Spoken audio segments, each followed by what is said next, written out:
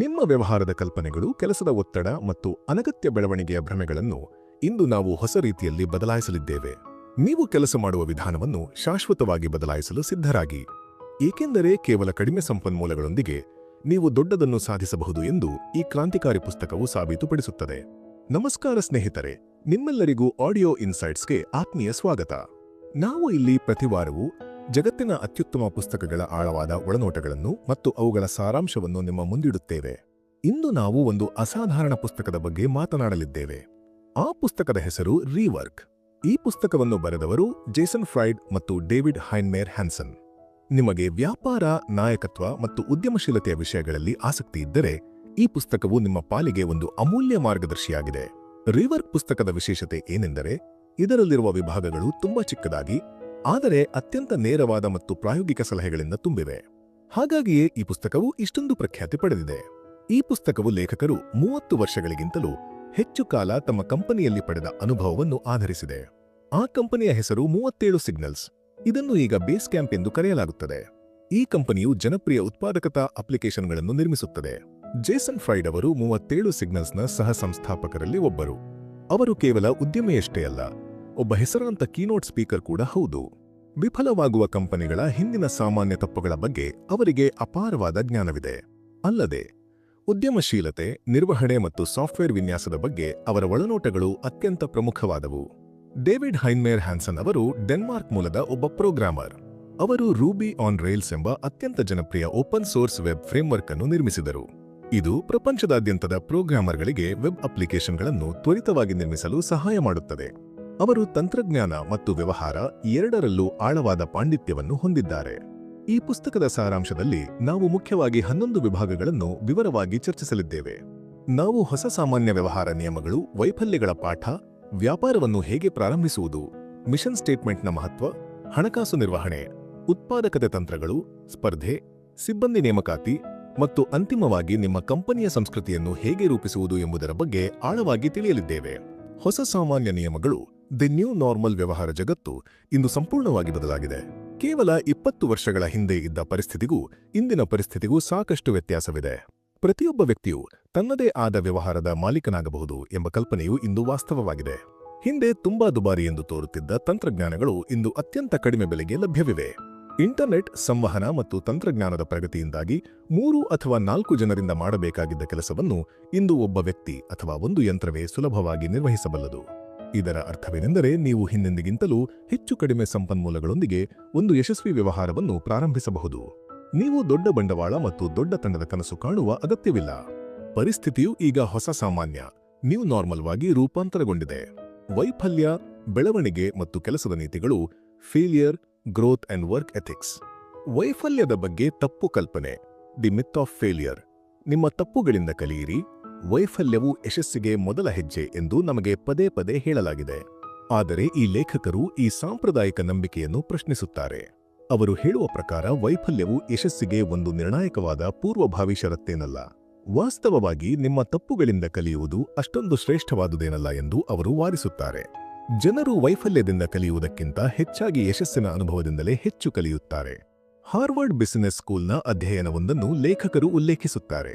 ಈ ಅಧ್ಯಯನದ ಪ್ರಕಾರ ಈಗಾಗಲೇ ಒಂದೇ ಒಂದು ಯಶಸ್ಸನ್ನು ಸಾಧಿಸಿದ ಜನರು ಮತ್ತೊಮ್ಮೆ ಯಶಸ್ವಿಯಾಗಲು 34% ಅವಕಾಶಗಳನ್ನು ಹೊಂದಿರುತ್ತಾರೆ.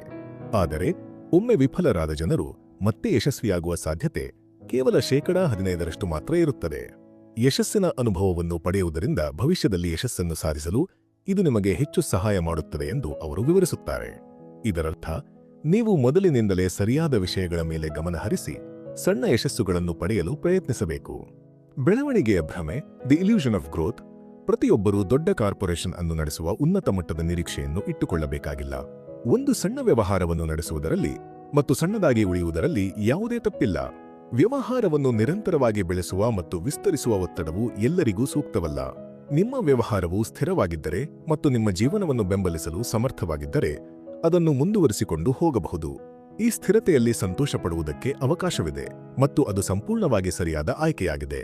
ನೀವು ಯಾವಾಗಲೂ ವಿಸ್ತರಿಸಲು ಅಥವಾ ಇನ್ನೊಬ್ಬರನ್ನು ಓವರ್ಟೇಕ್ ಮಾಡಲು ಪ್ರಯತ್ನಿಸುತ್ತಿರಬೇಕಾಗಿಲ್ಲ. ನಿಮ್ಮ ವ್ಯವಹಾರವು ನಿಮಗೆ ಅಗತ್ಯವಿರುವ ಸ್ಥಿರತೆಯನ್ನು ಒದಗಿಸಿದರೆ ಅದು ಸಾಕಾಗುತ್ತದೆ. ದುಡಿಮೆಯ ಹುಚ್ಚು ಮತ್ತು ಉತ್ಪಾದಕತೆ, ವರ್ಕಹಾಲಿಸಮ್ ಅಂಡ್ ಪ್ರೊಡಕ್ಟಿವಿಟಿ. ನಾವು ಎಲ್ಲರೂ ಒಂದು ವಿಧದ ವರ್ಕಹಾಲಿಕ್ಗಳನ್ನು ಬಲ್ಲೆವು. ಅವರು ವಾರಾಂತ್ಯದಲ್ಲೂ ತಮ್ಮ ಮೊಬೈಲ್ ಫೋನ್ಗಳಿಗೆ ಅಂಟಿಕೊಂಡಿರುತ್ತಾರೆ. ಎಲ್ಲರಿಗಿಂತ ಮೊದಲು ಕಚೇರಿಗೆ ಬರುತ್ತಾರೆ ಮತ್ತು ಎಲ್ಲರಿಗಿಂತ ಕೊನೆಯಲ್ಲಿ ಹೊರಡುತ್ತಾರೆ. ಅವರು ತಮ್ಮ ಊಟವನ್ನು ಸಹ ಡೆಸ್ಕ್ ಮೇಲೆ ಕುಳಿತು ಮಾಡುತ್ತಾರೆ. ಆದರೆ ಅವರು ಸದಾ ಕೆಲಸ ಮಾಡುತ್ತಿದ್ದಾರೆ ಎಂಬ ಕಾರಣಕ್ಕೆ ಅವರು ಹೆಚ್ಚು ಉತ್ಪಾದಕರು ಅಥವಾ ಸಾಧಕರು ಎಂದು ಅರ್ಥವಲ್ಲ. ವಾಸ್ತವವಾಗಿ ಹೆಚ್ಚಿನ ವರ್ಕಹಾಲಿಕ್ಗಳು ಪ್ರಾಯೋಗಿಕವಾಗಿ ಮುಖ್ಯವಲ್ಲದ ಚಿಕ್ಕಪುಟ್ಟ ವಿವರಗಳ ಮೇಲೆ ಗಮನ ಹರಿಸುವ ಮೂಲಕ ತಮ್ಮ ಸಮಯವನ್ನು ವ್ಯರ್ಥ ಮಾಡುತ್ತಿರುತ್ತಾರೆ. ಒಂದು ಕಾರ್ಯವನ್ನು ಪೂರ್ಣಗೊಳಿಸಲು ಮತ್ತು ಇನ್ನೊಂದಕ್ಕೆ ಹೋಗಲು ಅವರು ಬಹಳ ಕಷ್ಟಪಡುತ್ತಾರೆ. ಲೇಖಕರ ದೃಷ್ಟಿಯಲ್ಲಿ ವರ್ಕಹಾಲಿಕ್ಗಳು ಹೀರೋಗಳಲ್ಲ. ಅವರು ಸಮಯವನ್ನು ಉಳಿಸುವುದಿಲ್ಲ, ಬದಲಿಗೆ ಅದನ್ನು ಖರ್ಚು ಮಾಡುತ್ತಾರೆ. ನಿಜವಾದ ಹೀರೋಗಳು ಯಾರು? ನಿಜವಾದ ಹೀರೋಗಳು ಅಂದರೆ ಅತ್ಯಂತ ಉತ್ಪಾದಕ ವ್ಯಕ್ತಿಗಳು ಬೇಗನೆ ತಮ್ಮ ಕೆಲಸವನ್ನು ಮುಗಿಸಿ ಮನೆಗೆ ಹೋಗಿರುತ್ತಾರೆ, ಏಕೆಂದರೆ ಅವರು ಕೆಲಸವನ್ನು ಹೇಗೆ ತ್ವರಿತವಾಗಿ ಮತ್ತು ಪರಿಣಾಮಕಾರಿಯಾಗಿ ಮಾಡಬೇಕೆಂದು ಕಂಡುಕೊಂಡಿದ್ದಾರೆ. ಆದ್ದರಿಂದ ನೀವು ಎಷ್ಟು ಸಮಯ ಕೆಲಸ ಮಾಡುತ್ತೀರಿ ಎಂಬುದರ ಮೇಲೆ ನಿಮ್ಮ ಯಶಸ್ಸು ಅವಲಂಬಿತವಾಗಿಲ್ಲ. ಬದಲಿಗೆ ಆ ಸಮಯದಲ್ಲಿ ನೀವು ಏನನ್ನು ಸಾಧಿಸುತ್ತೀರಿ ಎಂಬುದು ಮುಖ್ಯ. ನಿಮ್ಮ ಉತ್ಪಾದಕತೆಯು ಗಂಟೆಗಳ ಲೆಕ್ಕದಲ್ಲಿಲ್ಲ, ಬದಲಾಗಿ ನೀವು ಮಾಡುವ ಕಾರ್ಯಗಳ ಲೆಕ್ಕದಲ್ಲಿ ಇರಬೇಕು. ನೀವು ಕಡಿಮೆ ಸಮಯದಲ್ಲಿ ಹೆಚ್ಚು ಪರಿಣಾಮಕಾರಿಯಾಗಿ ಕೆಲಸ ಮಾಡಲು ಕಲಿತರೆ, ಆ ಉಳಿದ ಸಮಯವು ನಿಮ್ಮ ವೈಯಕ್ತಿಕ ಜೀವನಕ್ಕೆ ಅಥವಾ ಹೊಸ ಆಲೋಚನೆಗಳನ್ನು ವಿಕಸಿಸಲು ಲಭ್ಯವಾಗುತ್ತದೆ. ವರ್ಕ್ಹಾಲಿಕ್ ಸಂಸ್ಕೃತಿಯು ಅನಗತ್ಯ ಒತ್ತಡವನ್ನು ಮಾತ್ರ ಸೃಷ್ಟಿಸುತ್ತದೆ ಮತ್ತು ದೀರ್ಘಾವಧಿಯಲ್ಲಿ ಅದು ವ್ಯವಹಾರಕ್ಕೆ ಒಳ್ಳೆಯದಲ್ಲ ಎಂದು ಲೇಖಕರು ಸ್ಪಷ್ಟಪಡಿಸುತ್ತಾರೆ. ಪ್ರಾರಂಭಿಸುವುದು ಹೇಗೆ? Getting started. ಉದ್ಯಮಿಯ ಸ್ಟೀರಿಯೋಟೈಪ್ಗಳನ್ನು ತಪ್ಪಿಸುವುದು. Avoiding entrepreneur stereotypes. ಅನೇಕ ಜನರು ಉದ್ಯಮಿಯಾಗುವ ಪ್ರಕ್ರಿಯೆಯಲ್ಲಿ ಸಿಕ್ಕಿಹಾಕಿಕೊಳ್ಳುತ್ತಾರೆ. ಜನರು ಯಾವಾಗಲೂ ಒಂದು ಸ್ಟೀರಿಯೋಟೈಪ್ನಿಂದ ಮತ್ತೊಂದಕ್ಕೆ ಹೋಗುವ ಉತ್ಸಾಹದಲ್ಲಿರುತ್ತಾರೆ. ಅಂದರೆ ಅವರಿಗೆ ದೊಡ್ಡ ಕಚೇರಿ, ವಿಶಿಷ್ಟವಾದ ಶೀರ್ಷಿಕೆ ಅಥವಾ ದೊಡ್ಡ ಬಂಡವಾಳ ಬೇಕು ಎಂದು ಭಾವಿಸುತ್ತಾರೆ. ಆದರೆ ಉದ್ಯಮಶೀಲತೆಯು ಅಂತಹ ಪೂರ್ವಭಾವಿ ಷರತ್ತುಗಳಿಂದ ಮುಕ್ತವಾಗಿರಬೇಕು. ನಿಮಗೆ ಬೇಕಾಗಿರುವುದು ಕೇವಲ ಉತ್ಸಾಹ, ಒಂದು ಒಳ್ಳೆಯ ಕಲ್ಪನೆ ಮತ್ತು ಸ್ವಲ್ಪ ಆತ್ಮವಿಶ್ವಾಸ ಮಾತ್ರ. ಉದ್ಯಮಿಯಾಗುವ ಬಗ್ಗೆ ಅತಿಯಾಗಿ ಯೋಚಿಸುವ ಬದಲು ಅಥವಾ ನಿಮ್ಮ ಪ್ರೊಫೈಲ್ ಅನ್ನು ಪರಿಪೂರ್ಣಗೊಳಿಸುವ ಬಗ್ಗೆ ಚಿಂತಿಸುವ ಬದಲು ನೀವು ನೇರವಾಗಿ ಕೆಲಸವನ್ನು ಪ್ರಾರಂಭಿಸಬೇಕು. ಕೇವಲ ನಿಮ್ಮ ಉತ್ಪನ್ನವು ಜನರಿಗೆ ವ್ಯತ್ಯಾಸವನ್ನು ತರಬೇಕು ಎಂಬುದು ನಿಮ್ಮ ಮುಖ್ಯ ಗುರಿಯಾಗಿರಬೇಕು. ನೀವು ಜನರ ಜೀವನದ ಒಂದು ಸಣ್ಣ ಭಾಗವನ್ನು ಸುಲಭಗೊಳಿಸಲು ಅಥವಾ ಉತ್ತಮಗೊಳಿಸಲು ಸಾಧ್ಯವಾದರೆ ನೀವು ಉತ್ತಮ ಕೆಲಸ ಮಾಡುತ್ತಿದ್ದೀರಿ ಎಂದರ್ಥ. ನಿಮ್ಮ ಸಮಸ್ಯೆಗೆ ಪರಿಹಾರ. Solve your own problem. ಒಂದು ಯಶಸ್ವಿ ಉತ್ಪನ್ನವನ್ನು ನಿರ್ಮಿಸಲು ಅತ್ಯಂತ ಸುಲಭವಾದ ಮಾರ್ಗವೆಂದರೆ ನೀವು ಎದುರಿಸುತ್ತಿರುವ ಸಮಸ್ಯೆಗೆ ನೀವೇ ಪರಿಹಾರವನ್ನು ಕಂಡುಕೊಳ್ಳುವುದು. ನಿಮ್ಮ ಸ್ವಂತ ಜೀವನದಲ್ಲಿ ಸಮಸ್ಯೆಗಳನ್ನು ಹುಡುಕಿ ಮತ್ತು ಅವುಗಳನ್ನು ಪರಿಹರಿಸಲು ಪ್ರಯತ್ನಿಸಿ. ನೀವು ಬಯಸುವ ಸೇವೆ ಅಥವಾ ಉತ್ಪನ್ನವನ್ನು ವಿನ್ಯಾಸಗೊಳಿಸುವುದರ ಕಡೆಗೆ ಇದು ನಿಮ್ಮನ್ನು ನೇರವಾಗಿ ಕರೆದೊಯ್ಯುತ್ತದೆ. ನೀವು ಈ ವಿಧಾನವನ್ನು ಅನುಸರಿಸಿದರೆ ನೀವು ಸರಿಯಾದ ಮಾರ್ಗದಲ್ಲಿದ್ದೀರಾ ಅಥವಾ ಇಲ್ಲವೇ ಎಂಬುದನ್ನು ತಕ್ಷಣವೇ ತಿಳಿದುಕೊಳ್ಳಬಹುದು. ನೀವು ಅನುಭವಿಸದ ಅಥವಾ ನಿಮಗೆ ಹೆಚ್ಚು ತಿಳಿದಿಲ್ಲದ ಸಮಸ್ಯೆಗಳನ್ನು ಪರಿಹರಿಸಲು ಪ್ರಯತ್ನಿಸಿದರೆ ನೀವು ಖಂಡಿತವಾಗಿಯೂ ಹೋರಾಡಬೇಕಾಗುತ್ತದೆ. ನಿಮ್ಮ ಸ್ವಂತ ನೋವಿನ ಬಿಂದುವಿನಿಂದ ಪ್ರಾರಂಭಿಸಿದರೆ ನಿಮಗೆ ಗ್ರಾಹಕರು ಏನು ಬಯಸುತ್ತಾರೆ ಎಂಬ ಸ್ಪಷ್ಟತೆ ಇರುತ್ತದೆ. ಒಂದು ಒಳ್ಳೆಯ ಕಲ್ಪನೆ ಹೊಂದುವುದು ಉತ್ತಮ, ಆದರೆ ಆ ಕಲ್ಪನೆಯ ಕಾರ್ಯಗತಗೊಳಿಸುವಿಕೆ ಎಕ್ಸಿಕ್ಯೂಷನ್ ಮುಖ್ಯ. ಕಲ್ಪನೆಯು ತಾನಾಗಿಯೇ ಒಂದು ಅಮೂಲ್ಯವಾದ ವಸ್ತುವಲ್ಲ. ನೀವು ನಿಮ್ಮ ದೃಷ್ಟಿಕೋನದೊಂದಿಗೆ ಏನು ಮಾಡುತ್ತೀರಿ, ಅದನ್ನು ಹೇಗೆ ವಾಸ್ತವಕ್ಕೆ ತರುತ್ತೀರಿ ಮತ್ತು ಅದನ್ನು ಮಾರಾಟ ಮಾಡಲು ಅರ್ಹವಾದ ಒಂದು ಉತ್ಪನ್ನವಾಗಿ ಪರಿವರ್ತಿಸುತ್ತೀರಿ ಎಂಬುದರ ಮೇಲೆ ನಿಮ್ಮ ಯಶಸ್ಸು ನಿಂತಿದೆ. ಕೇವಲ ಕನಸು ಕಾಣುವುದರಿಂದ ಯಾವುದೇ ಪ್ರಯೋಜನವಿಲ್ಲ. ಆ ಕನಸನ್ನು ಕಾರ್ಯರೂಪಕ್ಕೆ ತರುವ ಬದ್ಧತೆ ಮುಖ್ಯ. ಸಾಮಾನ್ಯ ನೆಪಗಳು ಮತ್ತು ಸಕಾಲಿಕತೆ, common excuses and perfect timing. ಪ್ರತಿಯೊಬ್ಬರ ಬಳಿ ಇರುವ ಸಾಮಾನ್ಯ ನೆಪವೆಂದರೆ ಸಮಯದ ಕೊರತೆ. ನಿಮ್ಮ ಬಳಿ ಒಂದು ಅದ್ಭುತ ಕಲ್ಪನೆ ಇರಬಹುದು, ಆದರೆ ಅದನ್ನು ವಾಸ್ತವಕ್ಕೆ ತರಲು ಅಗತ್ಯವಾದ ಸಮಯವನ್ನು ಅದರಲ್ಲಿ ಹೂಡಿಕೆ ಮಾಡಲು ನಿಮಗೆ ಸಾಧ್ಯವಾಗುತ್ತಿಲ್ಲ ಎಂದು ನೀವು ಹೇಳುತ್ತೀರಿ. ಇದು ಉತ್ಪಾದಕವಾದ ವಿಧಾನವಲ್ಲ. ನೀವು ಏನನ್ನಾದರೂ ಹೆಚ್ಚು ಬಯಸಿದರೆ ಅದನ್ನು ವಾಸ್ತವ ಮಾಡಲು ನೀವು ಸಮಯವನ್ನು ಹೊಂದಿಸಿಯೇ ತೀರುತ್ತೀರಿ. ನೀವು ನಿಮ್ಮ ಮೇಲೆ ಜವಾಬ್ದಾರಿಯನ್ನು ಹೊರಿಸಿಕೊಳ್ಳಿ ಮತ್ತು ನೆಪಗಳನ್ನು ನೀಡುವುದನ್ನು ನಿಲ್ಲಿಸಿ. ನಿಮ್ಮ ಕನಸು ನಿಮ್ಮದಾಗಿದ್ದರೆ ಅದನ್ನು ಸಾಧಿಸುವುದು ಸಂಪೂರ್ಣವಾಗಿ ನಿಮ್ಮ ಜವಾಬ್ದಾರಿಯಾಗಿರುತ್ತದೆ. ಇದರ ಜೊತೆಗೆ ಸರಿಯಾದ ಸಮಯವು ಎಂದಿಗೂ ಬರುವುದಿಲ್ಲ. ನೀವು ಯಾವಾಗಲೂ ತುಂಬಾ ಚಿಕ್ಕವರು, ತುಂಬಾ ದೂರದಲ್ಲಿ ಇರುವವರು ಅಥವಾ ಬೇರೆ ಯಾವುದೋ ರೀತಿಯಲ್ಲಿ ಸಿದ್ಧರಾಗಿಲ್ಲ ಎಂದು ಭಾವಿಸುತ್ತೀರಿ. ನೀವು ನಿರಂತರವಾಗಿ ಸರಿಯಾದ ಸಮಯಕ್ಕಾಗಿ ಕಾಯುತ್ತಿದ್ದರೆ ಆ ಸಮಯ ಎಂದಿಗೂ ಬರುವುದಿಲ್ಲ. ನೀವು ಯಶಸ್ವಿ ವ್ಯವಹಾರವನ್ನು ನಿರ್ಮಿಸಲು ಬಯಸಿದರೆ ನೀವು ಕೆಲವು ಸಂದೇಹಗಳನ್ನು ಮತ್ತು ಅಪೂರ್ಣತೆಗಳನ್ನು ಸ್ವೀಕರಿಸಬೇಕು ಮತ್ತು ಮುಂದೆ ಸಾಗಬೇಕು. ಮಿಷನ್ ಸ್ಟೇಟ್ಮೆಂಟ್ ಮತ್ತು ಹಣಕಾಸು. ನಿಮ್ಮ ವ್ಯವಹಾರದ ಗುರುತು, ಐಡೆಂಟಿಟಿ ಆಫ್ ಯೋರ್ ಬಿಸ್ನೆಸ್, ನೀವು ಕೇವಲ ನಿಮ್ಮ ಉತ್ಪನ್ನ ಅಥವಾ ಸೇವೆಯಾಗಿರಲು ಸಾಧ್ಯವಿಲ್ಲ. ನೀವು ಅದಕ್ಕಿಂತ ಹೆಚ್ಚಿನದಾಗಿರಬೇಕು. ನಿಮ್ಮ ವ್ಯವಹಾರವು ದೃಷ್ಟಿಕೋನವನ್ನು ಹೊಂದಿರಬೇಕು ಮತ್ತು ಕೆಲವು ಬಲವಾದ ನಿಲುವುಗಳನ್ನು ಹೊಂದಿರಬೇಕು. ನೀವು ಜಗತ್ತಿಗೆ ನಿಮ್ಮ ದೃಷ್ಟಿಕೋನವನ್ನು ಸ್ಪಷ್ಟವಾಗಿ ವಿವರಿಸಲು ಸಾಧ್ಯವಾಗಬೇಕು. ಇಲ್ಲಿ ಮಿಷನ್ ಸ್ಟೇಟ್ಮೆಂಟ್ ಮಹತ್ವ ಪಡೆಯುತ್ತದೆ. ಆದರೆ ನಿಮ್ಮ ಮಿಷನ್ ಸ್ಟೇಟ್ಮೆಂಟ್ ಕೇವಲ ಕಾಗದದ ಮೇಲೆ ಬರೆದ ಸುಂದರ ಪದಗಳ ಗುಂಪಾಗಿರಬಾರದು. ಅದು ನೈಜ, ಪ್ರಾಮಾಣಿಕ ಮತ್ತು ಜೀವಂತವಾಗಿರಬೇಕು. ಕಾಗದದ ಮೇಲೆ ಏನನ್ನಾದರೂ ಬರೆಯುವುದು ಸುಲಭ, ಆದರೆ ಅದಕ್ಕೆ ಬದ್ಧರಾಗಿರುವುದು ಸಂಪೂರ್ಣವಾಗಿ ಬೇರೆ ವಿಷಯ. ಬಾಹ್ಯ ಹಣಕಾಸು. ಎಕ್ಸ್ಟರ್ನಲ್ ಫಂಡಿಂಗ್ ಲೇಖಕರು ಬಾಹ್ಯ ಹಣಕಾಸು ಅಂದರೆ ಹೊರಗಿನ ಹೂಡಿಕೆದಾರರಿಂದ ಹಣವನ್ನು ಸಂಗ್ರಹಿಸುವುದರ ವಿರುದ್ಧ ಬಲವಾಗಿ ಸಲಹೆ ನೀಡುತ್ತಾರೆ. ಅನೇಕ ವ್ಯವಹಾರಗಳು ಹಣವನ್ನು ಸಂಗ್ರಹಿಸಲು ಕಷ್ಟಪಡುತ್ತವೆ ಮತ್ತು ಅಂತಿಮವಾಗಿ ವಿಫಲವಾಗುತ್ತವೆ. ನೀವು ಹೊರಗಿನಿಂದ ಹಣವನ್ನು ಸಂಗ್ರಹಿಸಿದಾಗ ನೀವು ನಿಮ್ಮ ನಿಯಂತ್ರಣವನ್ನು ಬಿಟ್ಟುಕೊಡುತ್ತೀರಿ. ಒಂದು ವೇಳೆ ನಿಮ್ಮ ಬಳಿ ಹೂಡಿಕೆದಾರರು ಮತ್ತು ನಿರ್ದೇಶಕರ ಮಂಡಳಿ, ಬೋರ್ಡ್ ಆಫ್ ಡೈರೆಕ್ಟರ್ಸ್ ಇದ್ದರೆ, ಅವರ ಅಭಿಪ್ರಾಯಗಳು ನಿಮ್ಮ ವ್ಯವಹಾರದ ನಿರ್ಧಾರಗಳ ಮೇಲೆ ಪ್ರಭಾವ ಬೀರುತ್ತವೆ ಮತ್ತು ಇದ್ದಕ್ಕಿದ್ದಂತೆ ನಿಮ್ಮ ವ್ಯವಹಾರವು ಇನ್ನು ಮುಂದೆ ನಿಮ್ಮದಾಗಿರುವುದಿಲ್ಲ. ಆದ್ದರಿಂದ ಬಾಹ್ಯ ಹಣಕಾಸನ್ನು ಪಡೆಯುವುದು ನಿಮ್ಮ ಕೊನೆಯ ಆಯ್ಕೆಯಾಗಿರಬೇಕು. ನೀವು ಸಾಧ್ಯವಿರುವ ಎಲ್ಲವನ್ನೂ ಪ್ರಯತ್ನಿಸಿದ ನಂತರವೇ ಈ ಮಾರ್ಗವನ್ನು ಆರಿಸಿಕೊಳ್ಳಬೇಕು. ಕಡಿಮೆ ಹಣ ಸಾಕು, ಯು ನೀಡ್ಲೆಸ್ ಮನಿ ಲೇಖಕರು ಆಶ್ಚರ್ಯಕರ ವಿಷಯವನ್ನು ಹೇಳುತ್ತಾರೆ. ನೀವು ಯೋಚಿಸುವುದಕ್ಕಿಂತ ಕಡಿಮೆ ಹಣದಿಂದ ನೀವು ವ್ಯವಹಾರವನ್ನು ಪ್ರಾರಂಭಿಸಬಹುದು. ಪ್ರತಿಯೊಬ್ಬರೂ ಬಹಳಷ್ಟು ಹಣದ ಅಗತ್ಯವಿದೆ ಎಂದು ಭಾವಿಸುತ್ತಾರೆ, ಆದರೆ ವಾಸ್ತವವೆಂದರೆ ನೀವು ಹೆಚ್ಚಿನ ಹಣವಿಲ್ಲದೆ ಸುಲಭವಾಗಿ ಪ್ರಾರಂಭಿಸಬಹುದು. ಅವರು 37 ಸಿಗ್ನಲ್ಸ್ ಅನ್ನು ಪ್ರಾರಂಭಿಸಿದಾಗ ಅವರಿಗೆ ಸ್ವಂತ ಕಚೇರಿ ಇರಲಿಲ್ಲ. ಅವರು ಕಚೇರಿ ಸ್ಥಳವನ್ನು ಇತರ ಕಂಪನಿಗಳೊಂದಿಗೆ ಹಂಚಿಕೊಂಡರು ಮತ್ತು ಆ ಜಾಗಕ್ಕಾಗಿ ಹೆಚ್ಚು ಹಣವನ್ನು ಖರ್ಚು ಮಾಡಲಿಲ್ಲ. ಅವರು ಆನ್ಲೈನ್ ಸೇವೆಗಳನ್ನು ಬಳಸಿಕೊಂಡು ಗ್ರಾಹಕರೊಂದಿಗೆ ಸಂವಹನ ನಡೆಸಿದರು ಮತ್ತು ಎಲ್ಲಾ ಗ್ರಾಹಕ ಸೇವೆ ಹಾಗೂ ಕಾರ್ಯಗಳನ್ನು ಅವರೇ ನಿರ್ವಹಿಸಿದರು. ರಿಯಲ್ ಬಿಸ್ನೆಸ್ ಆಗಿ ಪ್ರಾರಂಭಿಸಿ. Be a real business, not a startup. ನಿಮ್ಮ ಗುರಿ ಲಾಭದಾಯಕತೆಯನ್ನು ಸಾಧಿಸುವುದಾಗಿರಬೇಕು. ಟು ವಿಸಿಟ್ ಕೇವಲ ಒಂದು ಸ್ಟಾರ್ಟ್ಅಪ್ ಆಗಿರುವುದಲ್ಲ. ಅನೇಕ ಜನರು ಸ್ಟಾರ್ಟ್ಅಪ್ ಎಂಬ ಪರಿಕಲ್ಪನೆಯನ್ನು ತಮ್ಮನ್ನು ತಾವು ಸಮರ್ಥಿಸಿಕೊಳ್ಳುವ ಒಂದು ಮಾರ್ಗವಾಗಿ ಬೆಳೆಸುತ್ತಾರೆ. ಇದು ತಾವು ವಿಫಲರಾದರೂ ಪರವಾಗಿಲ್ಲ ಎಂಬ ಭಾವನೆಯನ್ನು ನೀಡುತ್ತದೆ. ಆದರೆ ನೀವು ನಿಮ್ಮ ಯೋಜನೆಯನ್ನು ಒಂದು ನೈಜ ವ್ಯವಹಾರವೆಂದು ಪರಿಗಣಿಸಿ ಪ್ರಾರಂಭದಿಂದಲೇ ಲಾಭದ ಬಗ್ಗೆ ಚಿಂತಿಸಿ. ನೀವು ಜನರಿಗೆ ಸರಿಯಾದ ರೀತಿಯಲ್ಲಿ ಹಣವನ್ನು ಪಾವತಿಸುತ್ತಿದ್ದೀರಾ ಮತ್ತು ನಿಮ್ಮ ಸೇವೆಗಳು ಹಾಗೂ ಸಾಲಗಳು ಉತ್ತಮವಾಗಿ ನಿರ್ವಹಿಸಲ್ಪಟ್ಟಿವೆ ಎಂದು ಖಚಿತಪಡಿಸಿಕೊಳ್ಳಿ. ಹೀಗೆ ಮಾಡುವುದರಿಂದ ನೀವು ವ್ಯವಹಾರದಲ್ಲಿ ಮುಂದುವರಿಯುವುದು ಸುಲಭವಾಗುತ್ತದೆ. ಅಡೆತಡೆಗಳು ಮತ್ತು ಮಿತಿಗಳು. Restrictions and limitations. ಸೃಜನಶೀಲತೆಗೆ ಅವಕಾಶ. Opportunity for creativity. ಯಾವುದೇ ಕಲ್ಪನೆಯ ಮೇಲೆ ಕೆಲಸ ಮಾಡುವಾಗ ನೀವು ನಿರಂತರವಾಗಿ ನಿರ್ಬಂಧಗಳು ಮತ್ತು ಅಡೆತಡೆಗಳನ್ನು ಎದುರಿಸುವುದು ಸಹಜ. ಇವು ಸಮಯ, ಹಣ, ಅನುಭವ ಅಥವಾ ಜನರ ಕೊರತೆಗೆ ಸಂಬಂಧಿಸಿರಬಹುದು. ಆದರೆ ಈ ಲೇಖಕರು ಈ ನಿರ್ಬಂಧಗಳನ್ನು ನಕಾರಾತ್ಮಕವಾಗಿ ನೋಡಬೇಕಾಗಿಲ್ಲ ಎಂದು ಹೇಳುತ್ತಾರೆ. ನೀವು ಅವುಗಳನ್ನು ಬೇರೊಂದು ದೃಷ್ಟಿಕೋನದಿಂದ ನೋಡಿದರೆ ಅವು ವಾಸ್ತವವಾಗಿ ಅವಕಾಶಗಳಾಗಿರಬಹುದು. ನಿರ್ಬಂಧಗಳು ನಿಮಗೆ ಕಡಿಮೆ ಸಂಪನ್ಮೂಲಗಳಲ್ಲಿ ಕೆಲಸ ಮಾಡಲು ಮತ್ತು ಹೆಚ್ಚು ಸೃಜನಶೀಲರಾಗಲು ಪ್ರೋತ್ಸಾಹ ನೀಡುತ್ತವೆ. ಇದು ನಿಮ್ಮ ಸಮಯ ಮತ್ತು ಸಂಪನ್ಮೂಲಗಳನ್ನು ವ್ಯರ್ಥ ಮಾಡುವ ಪ್ರವೃತ್ತಿಯನ್ನು ತಡೆಯುತ್ತದೆ. ಚಿಕ್ಕ ವಿವರಗಳನ್ನು ನಿರ್ಲಕ್ಷಿಸಿ.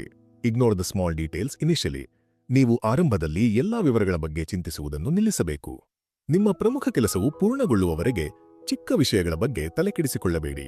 ಲೇಖಕರು ಸಾಮಾನ್ಯವಾಗಿ ವ್ಯತ್ಯಾಸಗಳು ಮುಖ್ಯವಾಗುತ್ತವೆ ಎಂದು ಒಪ್ಪಿಕೊಳ್ಳುತ್ತಾರೆ, ಆದರೆ ಪ್ರಾರಂಭದಲ್ಲಿ ಅವುಗಳಿಂದ ದೂರವಿರುವುದು ಒಳ್ಳೆಯದು. ಚಿಕ್ಕ ವಿವರಗಳಿಂದ ಪ್ರಾರಂಭಿಸಿ.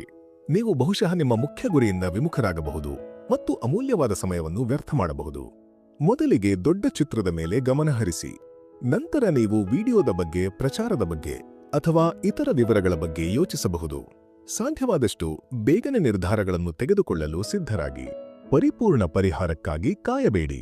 ಒಂದು ನಿರ್ಧಾರವನ್ನು ಮಾಡಿ ಮತ್ತು ಮುಂದೆ ಸಾಗಿ. ಈ ದೃಢವಾದ ನಿರ್ಧಾರ ತೆಗೆದುಕೊಳ್ಳುವಿಕೆಯು ವ್ಯವಹಾರದಲ್ಲಿ ಆವೇಗವನ್ನು ಕಾಯ್ದುಕೊಳ್ಳಲು ಮುಖ್ಯವಾಗಿದೆ. ವಿಸ್ತರಣೆಯನ್ನು ನಿಲ್ಲಿಸಿ.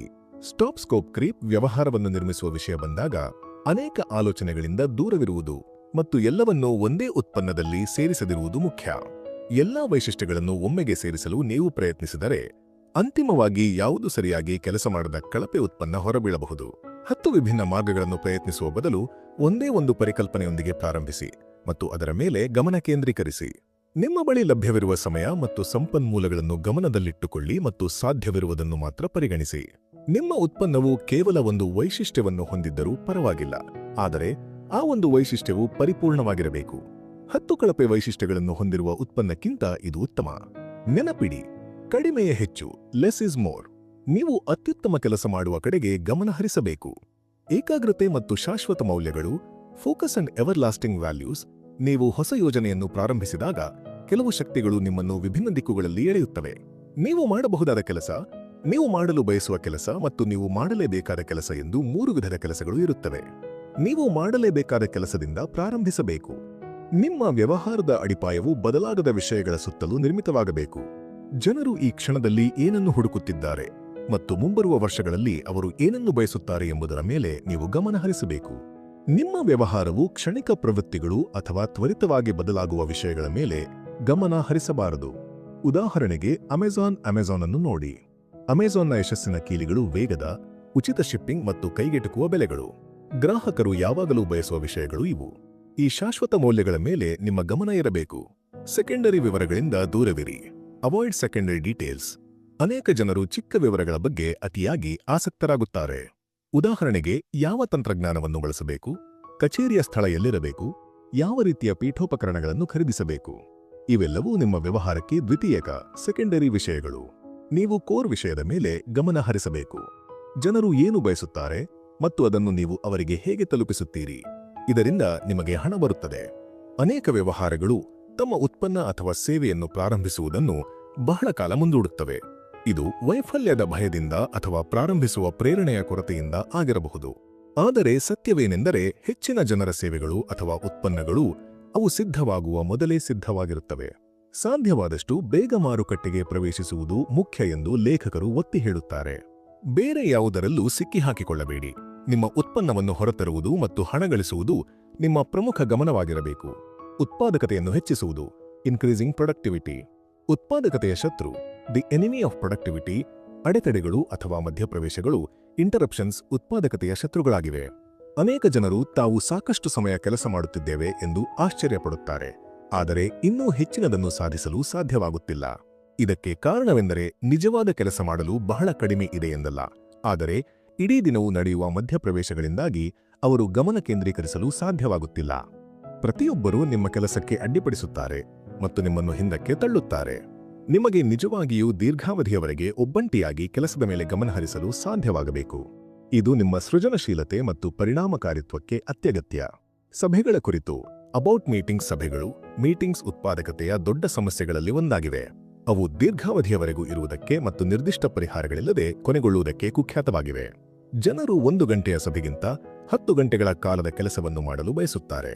ನೀವು ಒಂದು ಸಭೆಯನ್ನು ನಿಗದಿಪಡಿಸುವ ಮೊದಲು ನೀವೇ ನಿಮ್ಮನ್ನು ಕೇಳಿಕೊಳ್ಳಿ, ನೀವು ಇದಕ್ಕೆ 10 ಗಂಟೆಗಳ ಕೆಲಸದ ಸಮಯದ ಬೆಲೆ ಕಟ್ಟಬೇಕಾದರೆ ಈ ಸಭೆ ಅದರ ಮೌಲ್ಯಕ್ಕೆ ಯೋಗ್ಯವಾಗಿದೆಯೇ? ಇದು ಸಭೆಗಳ ನಿಜವಾದ ವೆಚ್ಚವನ್ನು ಅರಿತುಕೊಳ್ಳಲು ನಿಮಗೆ ಸಹಾಯ ಮಾಡುತ್ತದೆ. ಸಭೆಗಳನ್ನು ನಡೆಸುವಾಗ ನೀವು ಕೆಲವು ವಿಷಯಗಳನ್ನು ಖಚಿತಪಡಿಸಿಕೊಳ್ಳಬೇಕು. ಕಾಲಮಿತಿ ಇರಲಿ. ಕೇವಲ ನಿರ್ದಿಷ್ಟ ಸಮಯವನ್ನು ನಿಗದಿಪಡಿಸಿ ಮತ್ತು ಆ ಸಮಯ ಮುಗಿದ ತಕ್ಷಣ ಸಭೆಯನ್ನು ನಿಲ್ಲಿಸಿ. ಸಂಖ್ಯೆಯನ್ನು ಕಡಿಮೆ ಮಾಡಿ. ಸಭೆಯಲ್ಲಿ ಸಾಧ್ಯವಾದಷ್ಟು ಕಡಿಮೆ ಜನರಿರುವಂತೆ ನೋಡಿಕೊಳ್ಳಿ. ಹೆಚ್ಚು ಜನರಿದ್ದರೆ ವಿಷಯದಿಂದ ವಿಮುಖರಾಗುವ ಸಾಧ್ಯತೆ ಹೆಚ್ಚು. ಅಜೆಂಡಾಕ್ಕೆ ಅಂಟಿಕೊಳ್ಳಿ. ಒಂದು ನಿರ್ದಿಷ್ಟ ಕಾರ್ಯಸೂಚಿಯೊಂದಿಗೆ ಅಜೆಂಡಾ ಪ್ರಾರಂಭಿಸಿ ಮತ್ತು ಅದಕ್ಕೆ ಬದ್ಧರಾಗಿ. ಸಮಸ್ಯೆ ಆಧಾರಿತವಾಗಿರಿ. ನೀವು ಪರಿಹರಿಸಲು ಬಯಸುವ ನಿರ್ದಿಷ್ಟ ಸಮಸ್ಯೆ ಅಥವಾ ಗುರಿಯೊಂದಿಗೆ ಸಭೆಯನ್ನು ಪ್ರಾರಂಭಿಸಿ.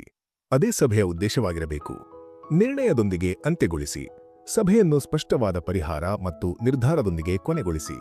ಜನರು ಮುಂದೆ ಏನು ಮಾಡಬೇಕು ಎಂಬುದರ ಕುರಿತು ಅವರಿಗೆ ಸ್ಪಷ್ಟತೆ ಇದೆ ಎಂದು ಖಚಿತಪಡಿಸಿಕೊಳ್ಳಿ. ಆವೇಗ ಮತ್ತು ಪ್ರೇರಣೆ. Momentum and motivation. ವ್ಯವಹಾರ ಜಗತ್ತಿನಲ್ಲಿ ಆವೇಗ, ಮೊಮೆಂಟಮ್ ಮುಖ್ಯವಾಗಿದೆ. ಇದು ನಿಮ್ಮ ಪ್ರೇರಣೆಯನ್ನು ಹೆಚ್ಚಿಸುತ್ತದೆ ಮತ್ತು ಪ್ರೇರಣೆ ಇಲ್ಲದೆ ನೀವು ಹೆಚ್ಚು ದೂರ ಹೋಗಲು ಸಾಧ್ಯವಿಲ್ಲ. ಒಂದು ಕಾರ್ಯವನ್ನು ಮುಗಿಸಿದ ನಂತರ ಸಾಧ್ಯವಾದಷ್ಟು ಬೇಗ ಮುಂದಿನ ಕಾರ್ಯಕ್ಕೆ ಹೋಗುವುದು ಮುಖ್ಯ. ನೀವು ಕೆಲಸ ಮಾಡುತ್ತಿರುವ ಒಂದು ಕಾರ್ಯವು ಎಂದಿಗೂ ಮುಗಿಯುವುದಿಲ್ಲ ಎಂದು ಭಾವಿಸುವುದಕ್ಕಿಂತ ಕೆಟ್ಟದ್ದು ಇನ್ನೊಂದಿಲ್ಲ. ಅಂತಹ ಭಾವನೆ ಬಂದಾಗ ನೀವು ಪ್ರೇರಣೆಯನ್ನು ಕಳೆದುಕೊಳ್ಳುತ್ತೀರಿ ಮತ್ತು ಕೊನೆಗೆ ಬಿಟ್ಟುಬಿಡುತ್ತೀರಿ. ಆದ್ದರಿಂದ ನೀವು ಕೆಲಸವನ್ನು ಚಿಕ್ಕ ಚಿಕ್ಕ ಭಾಗಗಳಾಗಿ ವಿಂಗಡಿಸುವುದು ಮುಖ್ಯ. ಇದರಿಂದ ನಿಮಗೆ ತ್ವರಿತ ಗೆಲುವುಗಳು ಸಿಗುತ್ತಾ ಹೋಗುತ್ತವೆ. ನಿಮ್ಮ ನಷ್ಟವನ್ನು ಕಡಿತಗೊಳಿಸಿ. Cutting your losses. ಕೆಲವೊಮ್ಮೆ ಪರಿಹಾರವನ್ನು ಬಿಟ್ಟು ಬಿಡುವುದು ಸಹ ಅಗತ್ಯವಾಗಬಹುದು. ಜನರು ಏನನ್ನಾದರೂ ಬಿಟ್ಟು ಬಿಡುವುದನ್ನು ವೈಫಲ್ಯದೊಂದಿಗೆ ಸಮೀಕರಿಸುತ್ತಾರೆ. ಆದರೆ ಕೆಲವೊಮ್ಮೆ ನೀವು ಮಾಡಬೇಕಾಗಿರುವುದು ಇದೇ ಆಗಿದೆ. ನೀವು ಈಗಾಗಲೇ ಯೋಗ್ಯವಲ್ಲದ ಯಾವುದೋ ವಿಷಯದ ಮೇಲೆ ಬಹಳಷ್ಟು ಸಮಯವನ್ನು ಕಳೆದುಕೊಂಡಿದ್ದರೆ ಅದರಿಂದ ದೂರವಿರಿ. ಆ ಸಮಯ ನಿಮಗೆ ಮತ್ತೆ ಸಿಗುವುದಿಲ್ಲ. ನೀವು ಮಾಡಬಹುದಾದ ಕೆಟ್ಟ ವಿಷಯವೆಂದರೆ ಆ ಕೆಲಸದಲ್ಲಿ ಇನ್ನೂ ಹೆಚ್ಚಿನ ಸಮಯವನ್ನು ವ್ಯರ್ಥ ಮಾಡುವುದು. ಸಮಯದ ಅಂದಾಜುಗಳು ಮತ್ತು ಕಾರ್ಯಗಳು. Time estimates and tasks. ಮಾನವರು ಸಮಯವನ್ನು ಅಂದಾಜು ಮಾಡುವಲ್ಲಿ ಯಾವಾಗಲೂ ಸರಿಯಾಗಿರುವುದಿಲ್ಲ. ಒಂದು ನಿರ್ದಿಷ್ಟ ಕಾರ್ಯಕ್ಕೆ 1 ಗಂಟೆ ಬೇಕಾಗುತ್ತದೆ ಎಂದು ಊಹಿಸುವುದು ಬಹಳ ಸುಲಭ. ಆದರೆ 3 ಗಂಟೆಗಳ ನಂತರವೂ ನೀವು ಅದೇ ಕೆಲಸ ಮಾಡುತ್ತಿರುವುದನ್ನು ನೋಡಬಹುದು. ಇದರಿಂದಾಗಿ 3 ಗಂಟೆಗಳಲ್ಲಿ ನೀವು ಮಾಡಬೇಕಾಗಿದ್ದ ಇತರ ಕೆಲಸಗಳು ಪ್ರಾರಂಭವಾಗಿರುವುದಿಲ್ಲ. ಇದನ್ನು ನಿಭಾಯಿಸಲು ಒಂದು ಮಾರ್ಗವೆಂದರೆ ದೊಡ್ಡ ಕಾರ್ಯಗಳನ್ನು ಚಿಕ್ಕ, ನಿರ್ವಹಿಸಬಲ್ಲ ಭಾಗಗಳಾಗಿ ವಿಭಜಿಸುವುದು. ಕಾರ್ಯವು ಚಿಕ್ಕದಾದಷ್ಟು ಅದಕ್ಕೆ ಎಷ್ಟು ಸಮಯ ಬೇಕಾಗುತ್ತದೆ ಎಂದು ಅಂದಾಜು ಮಾಡುವುದು ಸುಲಭ. ನಿಮ್ಮ ಸಮಯದ ಅಂದಾಜುಗಳನ್ನು ಸಹ ಚಿಕ್ಕ ಭಾಗಗಳಾಗಿ ವಿಂಗಡಿಸಿ. ಉದಾಹರಣೆಗೆ, ಒಂದು ಕೆಲಸ 3 ಗಂಟೆಗಳಲ್ಲಿ ಮುಗಿಯುತ್ತದೆ ಎಂದು ಅಂದಾಜು ಮಾಡುವ ಬದಲು ಆ ಕೆಲಸಕ್ಕೆ 6 ರಿಂದ 10 ಗಂಟೆಗಳ ಕಾಲಾವಕಾಶವನ್ನು ನಿಗದಿಪಡಿಸಿ. ಇದು ಹೆಚ್ಚು ವಾಸ್ತವಿಕ ಅಂದಾಜು. ನಂತರ ಒಂದೊಂದೇ ಹೆಜ್ಜೆಯನ್ನು ಇಡುತ್ತಾ ಮುಂದುವರಿಯಿರಿ. ನಿಮ್ಮ ಟು ಡೂ ಲಿಸ್ಟ್ಸ್ ಎಂದಿಗೂ ಪೂರ್ಣಗೊಳ್ಳದಷ್ಟು ದೀರ್ಘವಾಗಿರಬಾರದು. ನಿಮ್ಮ ಪಟ್ಟಿ ತುಂಬಾ ಉದ್ದವಾದಾಗ ನೀವು ಪ್ರಾರಂಭದ ಕೆಲವು ವಿಷಯಗಳನ್ನು ಪೂರ್ಣಗೊಳಿಸಬಹುದು, ಆದರೆ ನೀವು ಆ ಕೆಲಸಗಳನ್ನು ಮುಗಿಸುವ ಹೊತ್ತಿಗೆ ಉಳಿದ ಕೆಲಸಗಳಿಗೆ ಸಮಯ ಮುಗಿದು ಹೋಗಿರುತ್ತದೆ. ಆದ್ದರಿಂದ ವಾಸ್ತವಿಕರಾಗಿರಿ. ನಿಮ್ಮ ಪಟ್ಟಿಯಲ್ಲಿ 10 ವಸ್ತುಗಳಿದ್ದರೆ ಮತ್ತು ನೀವು ಒಂದನ್ನು ಪೂರ್ಣಗೊಳಿಸಿದರೆ ನೀವು ಕೇವಲ 10% ಕೆಲಸವನ್ನು ಮುಗಿಸಿದ್ದೀರಿ ಎಂದರ್ಥ. ಸ್ಪರ್ಧೆ ಮತ್ತು ವಿಶಿಷ್ಟತೆ, ಕಾಂಪಿಟಿಷನ್ ಅಂಡ್ ಯೂನಿಕ್ನೆಸ್. ನಕಲು ಮಾಡುವುದನ್ನು ತಪ್ಪಿಸಿ. Avoid copying. ವ್ಯವಹಾರದಲ್ಲಿ ಸ್ಪರ್ಧೆ ಇದ್ದೇ ಇರುತ್ತದೆ ಮತ್ತು ನಿಮ್ಮಂತೆಯೇ ಇನ್ನೊಬ್ಬರು ಅದೇ ಕೆಲಸವನ್ನು ಮಾಡುತ್ತಿರುವಾಗ ಅವರನ್ನು ನಕಲಿಸುವ ಪ್ರಲೋಭನೆ ಬಹಳ ಹೆಚ್ಚಾಗುತ್ತದೆ. ಆದರೆ ನೀವು ಯಾವುದೇ ಬೆಲೆ ತೆತ್ತಾದರೂ ನಕಲು ಮಾಡುವುದನ್ನು ತಪ್ಪಿಸಬೇಕು. ನಕಲು ಮಾಡುವ ಮೂಲಕ ನೀವು ವಿಫಲವಾಗಲು ನಿಮ್ಮನ್ನು ನೀವೇ ಸಿದ್ಧಪಡಿಸುತ್ತೀರಿ. ನೀವು ಅಲ್ಪಾವಧಿಯ ಪ್ರಯೋಜನವನ್ನು ಬಿಟ್ಟುಕೊಡುತ್ತೀರಿ ಮತ್ತು ನಿಮ್ಮ ವ್ಯವಹಾರವನ್ನು ದುರ್ಬಲಗೊಳಿಸುತ್ತೀರಿ. ನಕಲು ಮಾಡಿದರೆ ಮೂಲ ಉತ್ಪನ್ನ ಹೇಗೆ ಕೆಲಸ ಮಾಡುತ್ತದೆ ಎಂಬುದನ್ನು ಅರ್ಥಮಾಡಿಕೊಳ್ಳುವಲ್ಲಿ ನೀವು ವಿಫಲರಾಗುತ್ತೀರಿ. ಇದು ಒಂದು ದೊಡ್ಡ ತಪ್ಪು. ಯಾವುದೋ ಒಬ್ಬರು ಮಾಡಿದ ಉತ್ಪನ್ನವನ್ನು ನಕಲಿಸುವುದು ಪ್ರಲೋಭನೀಯ ಎಂದು ನಿಮಗೆ ತಿಳಿದಿರುವಂತೆಯೇ, ನೀವು ಉತ್ತಮ ಉತ್ಪನ್ನವನ್ನು ನಿರ್ಮಿಸಿದರೆ ಯಾರಾದರೂ ನಿಮ್ಮನ್ನು ಅನುಕರಿಸಲು ಪ್ರಯತ್ನಿಸಬಹುದು. ಆದ್ದರಿಂದ ನಿಮ್ಮ ಉತ್ಪನ್ನವನ್ನು ನಿಮ್ಮದೇ ಒಂದು ಭಾಗವನ್ನಾಗಿ ಮಾಡಿ. ಬೇರೆ ಯಾರೂ ಮಾಡಲಾಗದಂತಹ ಏನನ್ನಾದರೂ ನಿರ್ಮಿಸಿ. ಕಡಿಮೆ ವೈಶಿಷ್ಟ್ಯಗಳನ್ನು ನೀಡಿ. Offer fewer features. ಯಾವುದೇ ಮಾರುಕಟ್ಟೆಯಲ್ಲಿ ಸ್ಪರ್ಧೆ ಇದ್ದಾಗ ನಿಮ್ಮ ಪ್ರತಿಸ್ಪರ್ಧಿಗಳು ಏನನ್ನು ಮಾಡುತ್ತಿದ್ದಾರೋ ಅದಕ್ಕೆ ನೀವು ವಿಭಿನ್ನವಾಗಿ ಏನನ್ನು ಮಾಡುತ್ತಿದ್ದೀರಿ ಎಂದು ನೋಡುವುದು ಮುಖ್ಯ. ನೀವು ನಿಮ್ಮ ಉತ್ಪನ್ನ ಅಥವಾ ಸೇವೆಯಲ್ಲಿ ಹೆಚ್ಚು ಹಣವನ್ನು ಹೂಡಿಕೆ ಮಾಡಬೇಕು. ಕೇವಲ ವೈಶಿಷ್ಟ್ಯಗಳ ಸಂಖ್ಯೆಯಲ್ಲಿ ಸ್ಪರ್ಧಿಸಬೇಡಿ. ನೀವು ಕಡಿಮೆ ವೈಶಿಷ್ಟ್ಯಗಳನ್ನು ನೀಡಬಹುದು, ಆದರೆ ಆ ವೈಶಿಷ್ಟ್ಯಗಳನ್ನು ಉತ್ತಮವಾಗಿ ಕಾರ್ಯಗತಗೊಳಿಸಿ. ಪ್ರತಿಸ್ಪರ್ಧಿಗಳು ನಿಭಾಯಿಸಲು ಹೆಣಗಾಡುತ್ತಿರುವ ಸಣ್ಣ ಸಮಸ್ಯೆಗಳನ್ನು ಪರಿಹರಿಸುವುದರ ಮೇಲೆ ನೀವು ಗಮನಹರಿಸಬಹುದು. ದೊಡ್ಡ ಮತ್ತು ಕಷ್ಟಕರವಾದ ಸಮಸ್ಯೆಗಳನ್ನು ಸ್ಪರ್ಧಿಗಳಿಗೆ ಬಿಟ್ಟುಬಿಡಿ. ಸೈಕಲ್ ಉದಾಹರಣೆ. The bicycle example. ಲೇಖಕರು ಸೈಕಲ್ ಉದ್ಯಮದ ಉದಾಹರಣೆಯನ್ನು ಬಳಸುತ್ತಾರೆ. ಹಲವು ವರ್ಷಗಳವರೆಗೆ ತಯಾರಕರು ಹೆಚ್ಚು ಏರೋಡೈನಾಮಿಕ್ ಫ್ರೇಮ್ಗಳು, ದುಬಾರಿ ಸಸ್ಪೆನ್ಷನ್ ಮತ್ತು ಹಗುರವಾದ ತೂಕವನ್ನು ಹೊಂದಿರುವ ಬೈಕ್ಗಳನ್ನು ತಯಾರಿಸುವತ್ತ ಗಮನ ಹರಿಸಿದ್ದರು. ಆದರೆ ಇತ್ತೀಚಿನ ದಿನಗಳಲ್ಲಿ ಸ್ಟ್ಯಾಂಡರ್ಡ್ ಗೇರ್ಗಳು ಮತ್ತು ಯಾವುದೇ ಅಲಂಕಾರಿಕ ವೈಶಿಷ್ಟ್ಯಗಳಿಲ್ಲದ ಸರಳವಾದ ಬೈಕ್ಗಳು ಉತ್ತಮ ಮಾರಾಟಗಾರಗಳಾಗಿವೆ. ಹಲವು ಗ್ರಾಹಕರಿಗೆ ಸರಳತೆಯೇ ಆಕರ್ಷಕವಾಗಿದೆ. ಸ್ಪರ್ಧಾತ್ಮಕ ಗೀಳನ್ನು ನಿಲ್ಲಿಸಿ. Stop obsessing over competition. ಅಂತಿಮವಾಗಿ, ಸ್ಪರ್ಧೆಯ ಬಗ್ಗೆ ನಿರಂತರವಾಗಿ ಯೋಚಿಸುವುದು ನಿಮ್ಮ ಸಮಯಕ್ಕೆ ಯೋಗ್ಯವಾಗಿರುವುದಿಲ್ಲ. ನೀವು ಸ್ಪರ್ಧೆಯ ಬಗ್ಗೆ ಯೋಚಿಸುವುದನ್ನು ನಿಲ್ಲಿಸಿ. ಅವರು ಈಗ ಏನು ಮಾಡುತ್ತಿದ್ದಾರೆ, ಅವರು ಎಲ್ಲಿಗೆ ಹೋಗಲಿದ್ದಾರೆ, ನಾವು ಹೇಗೆ ಪ್ರತಿಕ್ರಿಯಿಸಬೇಕು ಎಂಬ ಇಡೀ ಪ್ರಕ್ರಿಯೆಯು ಒಂದು ಗೀಳಾಗಿ ಪರಿಣಮಿಸುತ್ತದೆ. ಈ ಮನಸ್ಥಿತಿಯು ದೊಡ್ಡ ಒತ್ತಡ ಮತ್ತು ಆತಂಕಕ್ಕೆ ಕಾರಣವಾಗುತ್ತದೆ. ಈ ರೀತಿಯ ಆತಂಕಭರಿತ ಮನಸ್ಥಿತಿಯಲ್ಲಿ ಏನೂ ಬೆಳೆಯಲು ಸಾಧ್ಯವಿಲ್ಲ. ಪ್ರಚಾರ ಮತ್ತು ಮಾರ್ಕೆಟಿಂಗ್. Promotion and marketing. ಕಲಿಯುವಿಕೆ ಮತ್ತು ಬೋಧನೆ.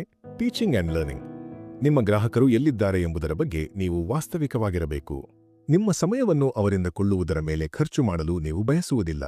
ನೀವು ನಿರಂತರವಾಗಿ ಹೊಸ ಗ್ರಾಹಕರನ್ನು ಗಳಿಸಲು ಪ್ರಯತ್ನಿಸುವ ಬದಲು ನಿಮ್ಮ ಉತ್ಪನ್ನವನ್ನು ಇಷ್ಟಪಡುವ ಮತ್ತು ನಿಮಗೆ ನಿಷ್ಠರಾಗಿರುವ ಗ್ರಾಹಕರ ನೆಲೆ ನಿರ್ಮಿಸಿ. ಉತ್ಪನ್ನ ಅಥವಾ ಸೇವೆಯನ್ನು ಮಾರಾಟ ಮಾಡುವುದು ಹೆಚ್ಚಿನ ವ್ಯವಹಾರಗಳ ಸಮಯವನ್ನು ತೆಗೆದುಕೊಳ್ಳುತ್ತದೆ. ಆದರೆ ಅನೇಕ ಕಂಪನಿಗಳು ಪರಿಗಣಿಸದ ಅತ್ಯುತ್ತಮ ಆಯ್ಕೆಯೆಂದರೆ ಬೋಧಿಸುವುದು. ಟೀಚಿಂಗ್. ನೀವು ಬೋಧನೆಯ ಮೂಲಕ ಒಂದು ರೀತಿಯ ಪ್ರೇಕ್ಷಕರನ್ನು ನಿರ್ಮಿಸಬಹುದು. ಅದನ್ನು ನೀವು ಸಾಂಪ್ರದಾಯಿಕ ಮಾರ್ಕೆಟಿಂಗ್ನಿಂದ ನಿರ್ಮಿಸಲು ಸಾಧ್ಯವಿಲ್ಲ. ಪತ್ರಿಕೆಗಳು ಅಥವಾ ಆನ್ಲೈನ್ ಬ್ಯಾನರ್ಗಳ ಮೂಲಕ ಜನರ ಗಮನವನ್ನು ಖರೀದಿಸುವುದು ಒಂದು ವಿಷಯ, ಆದರೆ ಅವರಿಗೆ ಕಲಿಸುವ ಮೂಲಕ ಅವರ ನಿಷ್ಠೆಯನ್ನು ಗಳಿಸುವುದು ಸಂಪೂರ್ಣವಾಗಿ ವಿಭಿನ್ನ ಮತ್ತು ಹೆಚ್ಚು ಪರಿಣಾಮಕಾರಿ ವಿಷಯ. ತಮ್ಮ ಜ್ಞಾನವನ್ನು ಹಂಚಿಕೊಳ್ಳುವ ಬ್ಲಾಗರ್ಗಳು ಅಥವಾ ಯೂಟ್ಯೂಬರ್ಗಳನ್ನು ನೋಡಿ. ಅವರು ತಮ್ಮ ಅನುಯಾಯಿಗಳೊಂದಿಗೆ ತಮ್ಮ ಜ್ಞಾನವನ್ನು ಹಂಚಿಕೊಳ್ಳುತ್ತಾರೆ. ಇದರಿಂದ ಅವರು ವಿಶ್ವಾಸ ಮತ್ತು ನಿಷ್ಠೆಯನ್ನು ಗಳಿಸುತ್ತಾರೆ. ನೀವು ನಿಮ್ಮ ಗ್ರಾಹಕರೊಂದಿಗೆ ಏನನ್ನು ಹಂಚಿಕೊಳ್ಳಬಹುದು ಎಂಬುದರ ಬಗ್ಗೆ ಯೋಚಿಸಿ. ಎಲ್ಲದರ ಬಗ್ಗೆ ಹೆಚ್ಚು ಹೆಚ್ಚು ತಿಳಿದುಕೊಳ್ಳಲು ನಾವೆಲ್ಲರೂ ಬಯಸುತ್ತೇವೆ. ಆದ್ದರಿಂದ ಈ ಪ್ರವೃತ್ತಿಯನ್ನು ಸದುಪಯೋಗಪಡಿಸಿಕೊಳ್ಳಿ. ನಿಮ್ಮ ಆಂತರಿಕ ಕಾರ್ಯಗಳು ಹೇಗೆ ನಡೆಯುತ್ತವೆ ಎಂಬುದರ ಕುರಿತು ಒಳನೋಟಗಳನ್ನು ನೀಡಿ. ನೀವು ಮಾಡುತ್ತೀರಿ ಮತ್ತು ಅದನ್ನು ಹೇಗೆ ಮಾಡುತ್ತೀರಿ ಎಂಬುದರ ಕುರಿತು ಅವರಿಗೆ ಅಂತರಂಗದ ಮಾಹಿತಿ ನೀಡಿ. ಈ ಪಾರದರ್ಶಕತೆಯು ವಿಶ್ವಾಸವನ್ನು ಹೆಚ್ಚಿಸುತ್ತದೆ ಮತ್ತು ಗ್ರಾಹಕರು ಇದನ್ನು ಇಷ್ಟಪಡುತ್ತಾರೆ. ಸಣ್ಣದಾಗಿ ಉಚಿತವಾಗಿ ನೀಡಿ. Give away a little free. ಯಶಸ್ವಿ ಔಷಧಿ ಮಾರಾಟಗಾರರು, ಡ್ರಗ್ ಡೀಲರ್ಸ್, ಹೇಗೆ ತಮ್ಮ ಉತ್ಪನ್ನವನ್ನು ಹೆಚ್ಚು ಮಾರಾಟ ಮಾಡುತ್ತಾರೆ ಎಂಬುದರ ಬಗ್ಗೆ ಯೋಚಿಸಿ.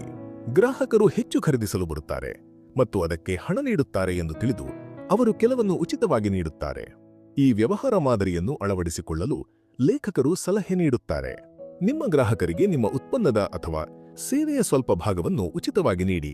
ಅವರು ಅದನ್ನು ಪ್ರಯತ್ನಿಸಲು ಪ್ರೋತ್ಸಾಹಿಸಿ ಮತ್ತು ಅದನ್ನು ಖರೀದಿಸಲು ಅವರು ಮತ್ತೆ ಬರುತ್ತಾರೆ ಎಂದು ಖಚಿತಪಡಿಸಿಕೊಳ್ಳಿ. ಇದು ನಿಮ್ಮ ಉತ್ಪನ್ನದ ಗುಣಮಟ್ಟದ ಮೇಲೆ ನಿಮ್ಮ ಆತ್ಮವಿಶ್ವಾಸವನ್ನು ತೋರಿಸುತ್ತದೆ. ನಿಮ್ಮ ಕಥೆಯನ್ನು ಹೇಳಿ. Tell your story. ನಾವೆಲ್ಲರೂ ಕಥೆಗಳು ಮತ್ತು ಅವುಗಳ ಹಿಂದಿನ ಜನರನ್ನು ಇಷ್ಟಪಡುತ್ತೇವೆ. ನಿಮ್ಮ ವ್ಯಾಪಾರಕ್ಕೆ ಸಾಕಷ್ಟು ಪ್ರಚಾರ ಸಿಗುತ್ತಿಲ್ಲ ಎಂದು ನಿಮಗೆ ಅನಿಸಬಹುದು. ಆದರೆ ಸತ್ಯವೇನೆಂದರೆ ನಿಮ್ಮ ಕೆಲಸದ ಹಿಂದಿನ ಪ್ರೀತಿಯ ಕಥೆಯೊಂದಿಗೆ ನೀವು ಸಂಪರ್ಕ ಸಾಧಿಸಲು ಪ್ರಯತ್ನಿಸಬೇಕು. ಇದು ಕಷ್ಟ, ಆದರೆ ನೀವು ಇದರ ಮೇಲೆ ಕೆಲಸ ಮಾಡಬೇಕು. ನೀವು ನಿರಂತರವಾಗಿ ಮತ್ತು ದೀರ್ಘಕಾಲದವರೆಗೆ ಇದನ್ನು ಮಾಡಬೇಕು. ಎಲ್ಲರೂ ಅದನ್ನು ಗಮನಿಸುವವರೆಗೆ ಈ ಪ್ರಯತ್ನವನ್ನು ನಿಲ್ಲಿಸಬಾರದು. ನೇಮಕಾತಿ ಮತ್ತು ತಂಡವನ್ನು ನಿರ್ಮಿಸುವುದು. Hiring and building A team. ಮೊದಲು ನೀವೇ ಮಾಡಿ. Do the work your self first. ಯಾವುದೇ ಪಾತ್ರಕ್ಕಾಗಿ ಯಾರನ್ನಾದರೂ ನೇಮಕ ಮಾಡುವ ಮೊದಲು ಆ ಕೆಲಸವನ್ನು ನೀವೇ ಮಾಡುವುದು ಮುಖ್ಯ. ಆ ಕೆಲಸದಲ್ಲಿ ಏನಿದೆ, ಅದು ಹೇಗಿರುತ್ತದೆ ಮತ್ತು ಅದನ್ನು ನೀವು ಹೇಗೆ ಮಾಡಲು ಬಯಸುತ್ತೀರಿ ಎಂಬುದನ್ನು ಅರ್ಥಮಾಡಿಕೊಳ್ಳಲು ಇದು ನಿಮಗೆ ಸಹಾಯ ಮಾಡುತ್ತದೆ. ಆ ನಿರ್ದಿಷ್ಟ ಕೆಲಸಕ್ಕಾಗಿ ಸರಿಯಾದ ವ್ಯಕ್ತಿಯನ್ನು ನೇಮಿಸಿಕೊಳ್ಳಲು ಇದು ನಿಮಗೆ ಸುಲಭ ನಿರ್ಧಾರವನ್ನು ತೆಗೆದುಕೊಳ್ಳಲು ಸಾಧ್ಯವಾಗಿಸುತ್ತದೆ. ಇದರಿಂದ ನೀವು ಆ ಕೆಲಸವನ್ನು ಸ್ವತಃ ಮಾಡಲು ಸಮರ್ಥರಾಗಿದ್ದೀರಾ ಮತ್ತು ಬೇರೆ ಯಾರನ್ನು ನೇಮಕ ಮಾಡುವ ಅಗತ್ಯವೇ ಇಲ್ಲವೇ ಎಂಬುದನ್ನು ಸಹ ನೀವು ಅರಿತುಕೊಳ್ಳಬಹುದು. ನೇಮಕಾತಿ ಒಂದು ಅನಿವಾರ್ಯತೆ. Hiring is an evil. ಸಿಬ್ಬಂದಿ ನೇಮಕಾತಿಯನ್ನು ಎಂದಿಗೂ ವಿನೋದಕ್ಕಾಗಿ ಮಾಡಬಾರದು. ಇದನ್ನು ಕೇವಲ ನೋವನ್ನು ಅಥವಾ ಸಂಕೀರ್ಣತೆಯನ್ನು ಮಿತಿಗೊಳಿಸಲು ಮಾಡಬೇಕು. ಕೇವಲ ಯಾವುದೋ ಕೆಲಸದ ಒಂದು ನಿರ್ದಿಷ್ಟ ಅಂಶವನ್ನು ಮಾಡಲು ಯಾರನ್ನಾದರೂ ನೇಮಿಸಿಕೊಳ್ಳುವುದು ಸೂಕ್ತ ಎಂದು ಅನಿಸಿದರೆ ಅದನ್ನು ಮಾಡಬೇಡಿ. ಅನಗತ್ಯ ನೇಮಕಾತಿ. The problem of too many people. ನಿಮ್ಮ ಬಳಿ ಅಗತ್ಯಕ್ಕಿಂತ ಹೆಚ್ಚು ಜನರು ಇದ್ದಾಗ ಸಮಸ್ಯೆ ಪ್ರಾರಂಭವಾಗುತ್ತದೆ. ಎಲ್ಲರನ್ನೂ ಕಾರ್ಯನಿರತರನ್ನಾಗಿ ಮಾಡಲು ನೀವು ಕೃತಕ ಕೆಲಸವನ್ನು ಸೃಷ್ಟಿಸಲು ಪ್ರಾರಂಭಿಸುತ್ತೀರಿ. ಕೃತಕ ಕೆಲಸವು ಕೃತಕ ವೈಶಿಷ್ಟ್ಯಗಳಿಗೆ ಮತ್ತು ಕೃತಕ ಯೋಜನೆಗಳಿಗೆ ಕಾರಣವಾಗುತ್ತದೆ. ಇದು ಅನಗತ್ಯ ವೆಚ್ಚ ಮತ್ತು ಸಂಕೀರ್ಣತೆಗೆ ದಾರಿ ಮಾಡಿಕೊಡುತ್ತದೆ. ಸಣ್ಣ ತಂಡಗಳು ಹೆಚ್ಚು ಉತ್ಪಾದಕವಾಗಿರುತ್ತವೆ. ನೇಮಕಾತಿ ಮಾನದಂಡಗಳು. Hiring criteria. ಯಾರನ್ನಾದರೂ ನೇಮಿಸಿಕೊಳ್ಳುವ ಅಗತ್ಯವಿದೆ ಎಂದು ನೀವು ನಿರ್ಧರಿಸಿದಾಗ ನೀವು ಕೆಲವು ವಿಷಯಗಳ ಬಗ್ಗೆ ಯೋಚಿಸಬೇಕು. ಅನುಭವ. ಕೇವಲ 1 ವರ್ಷದ ಅನುಭವ ಇರುವ ವ್ಯಕ್ತಿಗೂ 6 ವರ್ಷಗಳ ಅನುಭವ ಇರುವ ವ್ಯಕ್ತಿಗೂ ಹೆಚ್ಚಿನ ವ್ಯತ್ಯಾಸ ಇರುವುದಿಲ್ಲ. ಸ್ವಲ್ಪ ಅನುಭವ ಬೇಕಾಗಿದ್ದರೂ ಅನೇಕ ವರ್ಷಗಳ ಸೇವೆಯ ಅನುಭವವನ್ನು ಬೇಡಬೇಡಿ. ಶಿಕ್ಷಣ. ಶಿಕ್ಷಣದ ಬಗ್ಗೆ ಹೆಚ್ಚು ಗಮನ ಹರಿಸಬೇಡಿ. ಅತ್ಯುತ್ತಮ ಶ್ರೇಣಿಗಳನ್ನು ಪಡೆದು ಅತ್ಯುತ್ತಮ ಕಾಲೇಜುಗಳಿಂದ ಪದವಿ ಪಡೆದ ಜನರು ಉತ್ತಮ ಕೆಲಸಗಾರರಾಗಿರುತ್ತಾರೆ ಎಂದು ಹೇಳಲಾಗುವುದಿಲ್ಲ. ಇದರರ್ಥ ಅವರು ಉತ್ತಮ ಶಿಕ್ಷಣ ವ್ಯವಸ್ಥೆಯಲ್ಲಿ ಇದ್ದರು ಎಂದಷ್ಟೇ. ಜನರ ಶ್ರೇಣಿಗಳಿಗಿಂತ ಮುಂದೆ ನೋಡಿ ಮತ್ತು ಅವರು ಆ ಕೆಲಸಕ್ಕೆ ವೈಯಕ್ತಿಕವಾಗಿ ಏನನ್ನು ತರುತ್ತಾರೆ ಎಂಬುದರ ಮೇಲೆ ಗಮನಹರಿಸಿ. ಬರವಣಿಗೆಯ ಕೌಶಲ್ಯ. ನೀವು ಸಂಭಾವ್ಯ ಉದ್ಯೋಗಿಗಳಲ್ಲಿ ಆಯ್ಕೆ ಮಾಡಬೇಕಾದಾಗ ಯಾವಾಗಲೂ ಅತ್ಯುತ್ತಮ ಬರವಣಿಗೆಯ ಕೌಶಲ್ಯಗಳನ್ನು ಹೊಂದಿರುವ ವ್ಯಕ್ತಿಯನ್ನು ಆರಿಸಿಕೊಳ್ಳಿ. ಆ ಪಾತ್ರ ಏನೇ ಇರಲಿ, ಬರವಣಿಗೆ ಅತ್ಯಂತ ಮುಖ್ಯ. ಚೆನ್ನಾಗಿ ಬರೆಯಲು ಸಾಧ್ಯವಾಗದಿದ್ದರೆ ಅವರ ಸಂವಹನ ಮತ್ತು ಯೋಚನೆಯು ಅಷ್ಟು ಸ್ಪಷ್ಟವಾಗಿಲ್ಲ ಎಂದರ್ಥ. ಉತ್ತಮ ಬರಹಗಾರರು ಯಾವುದೇ ಪಾತ್ರಕ್ಕೆ ಹೊಂದಿಕೊಳ್ಳುತ್ತಾರೆ. ಸ್ಥಳವನ್ನು ಮಿತಿಗೊಳಿಸಬೇಡಿ. Don't limit location. ಕೇವಲ ಕೆಲವು ಜನರನ್ನು ನೇಮಕ ಮಾಡುವ ಮೂಲಕ ನಿಮ್ಮನ್ನು ನೀವು ಮಿತಿಗೊಳಿಸಬೇಡಿ. ತಂತ್ರಜ್ಞಾನವು ಎಲ್ಲಿಂದಲಾದರೂ ಕೆಲಸ ಮಾಡುವ ಜನರನ್ನು ನೇಮಿಸಿಕೊಳ್ಳುವ ಸ್ವಾತಂತ್ರ್ಯವನ್ನು ನೀಡಿದೆ. ಆದ್ದರಿಂದ ಅವರು ಎಲ್ಲೇ ವಾಸಿಸುತ್ತಿದ್ದರೂ ನೀವು ಅತ್ಯುತ್ತಮ ಆಯ್ಕೆಗಳನ್ನು ನೇಮಿಸಿಕೊಳ್ಳಬಹುದು. ಸಾಧ್ಯವಾದರೆ ನಿಮ್ಮ ಸಂಭಾವ್ಯ ಉದ್ಯೋಗಿಗಳನ್ನು ಪರೀಕ್ಷಿಸಿ. ಅವರಿಗೆ ಒಂದು ಸಣ್ಣ ಯೋಜನೆಯನ್ನು ಪೂರ್ಣಗೊಳಿಸಲು ನೀಡಿ.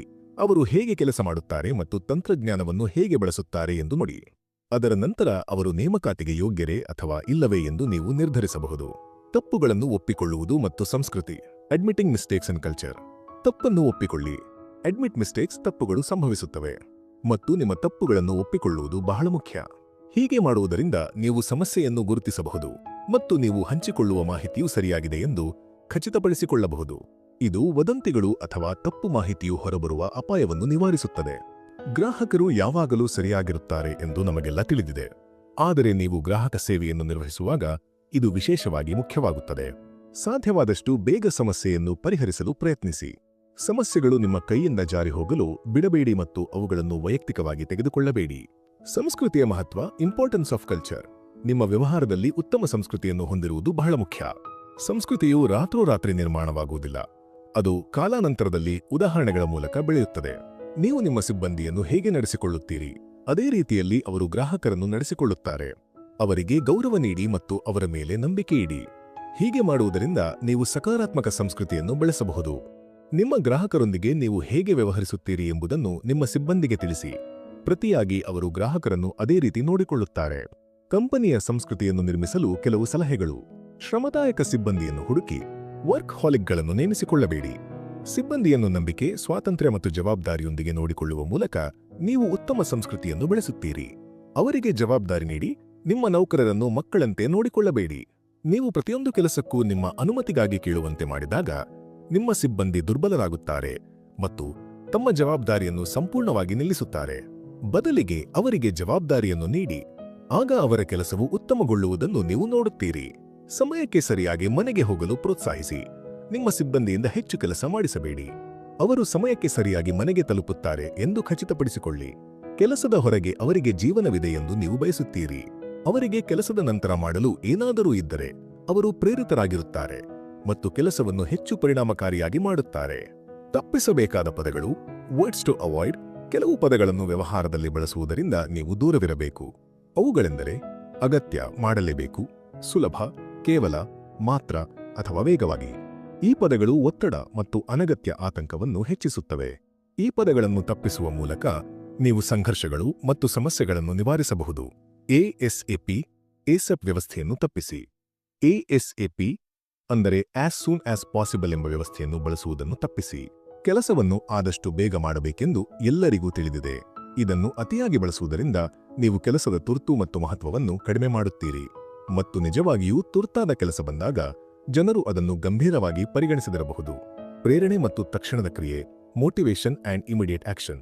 ನೀವು ಏನನ್ನಾದರೂ ಮಾಡಲು ಬಯಸಿದರೆ ನೀವು ಅದನ್ನು ತಕ್ಷಣವೇ ಮಾಡಬೇಕು.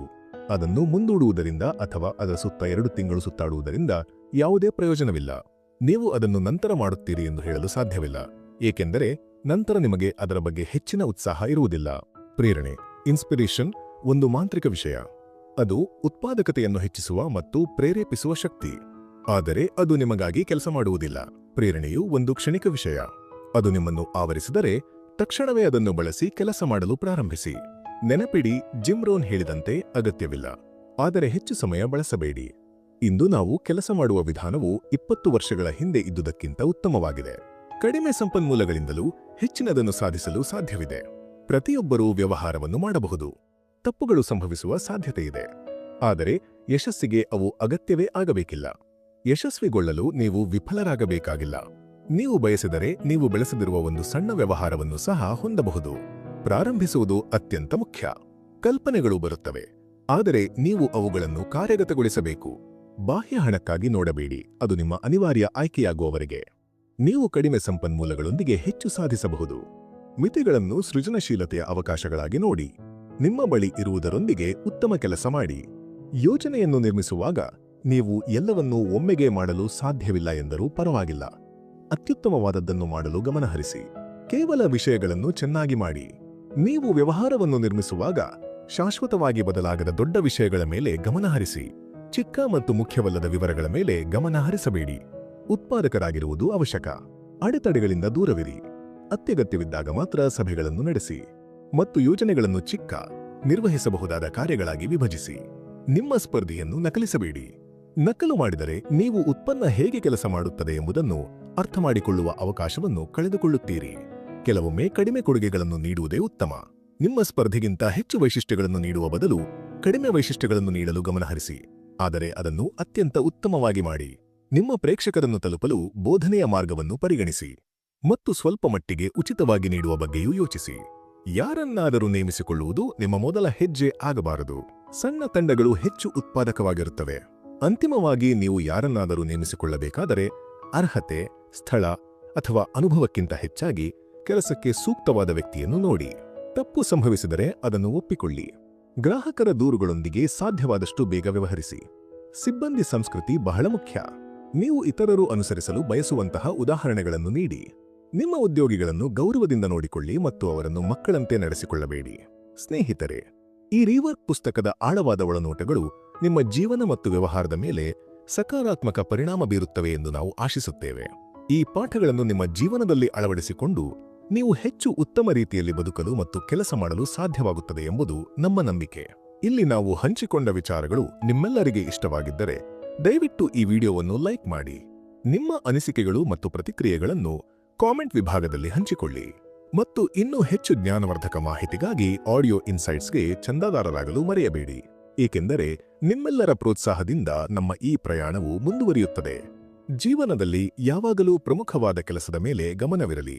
ಅನಗತ್ಯ ಗದ್ದಲ ಮತ್ತು ಒತ್ತಡಗಳಿಂದ ದೂರವಿರಿ. ಧನ್ಯವಾದಗಳು ಮತ್ತು ಮತ್ತೆ ಒಂದು ಉತ್ತಮ ವಿಡಿಯೋದೊಂದಿಗೆ ಶೀಘ್ರದಲ್ಲೇ ಭೇಟಿಯಾಗೋಣ. ಶುಭ ದಿನ.